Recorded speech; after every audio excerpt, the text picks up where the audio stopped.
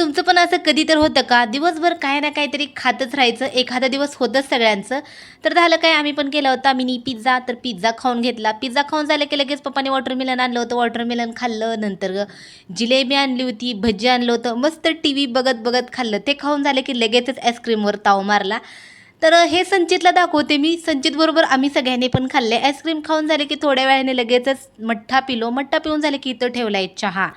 आणि नंतर आता चहा प्यायचा. चहा पिऊन झाला की मम्मीची तर चालली होती स्वयंपाकाची तयारी. चला तर या तुम्ही गरमीचं गरम-गरम असा चहा प्यायला.